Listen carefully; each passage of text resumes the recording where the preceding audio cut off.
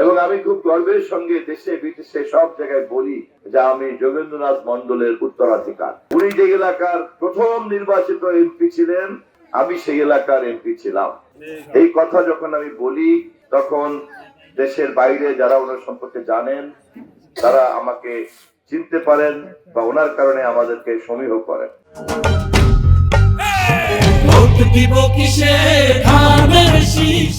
যোগেন্দ্রনাথ মন্ডল স্মৃতি পরিষদকে আমি ধন্যবাদ জানাই যে তারা অনেক কষ্ট করে এই তৎপরতাটা ধরে রেখেছে, কিন্তু আমরা সেই তুলনায় সহযোগিতা করতে পারি নাই।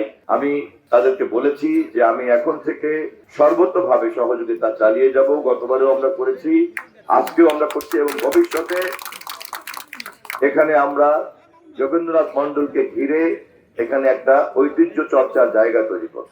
তো সেই ধারাবাহিকতাতে এই বাতচিতার মাধ্যমে বদলার জ্ঞান নিয়ে উনি সর্বশেষ পাক ভারত উপমহাদেশের জওহরলাল নেহরুর মন্ত্রিসভায় মন্ত্রী ছিলেন, উনি সরোয়ার্দির মন্ত্রিসভায় মন্ত্রী ছিলেন, ওই শেরে বাংলা ফজলুল্লাহের মন্ত্রিসভায় মন্ত্রী ছিলেন এবং পাকিস্তান হওয়ার পরে উনি কংগ্রেসের সঙ্গে রাগারাগি করে উনি পাকিস্তানে গিয়ে পাকিস্তানের স্পিকার হয়েছেন।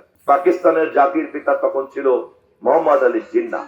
যোগেন মন্ডলের এই মানব কল্যাণ মানবতাবাদী ধর্মকে যারা অস্বীকার করেছে তারা বলেছে না, কেউ অস্পৃশ্য, কেউ উচ্চ বর্ণ, কেউ নিম্ন বর্ণ, মানুষের মধ্যে ভাগাভাগি করে একটা বিভেদ তৈরি করতে গিয়েছে। আজকেও আমরা দেখি একদল লোক ধর্মের নামে বিভেদ তৈরি করে, কিন্তু ধর্মের অধিকার সবার সমান, যে যেমন কায়দায় তার ধর্ম চর্চা করবে।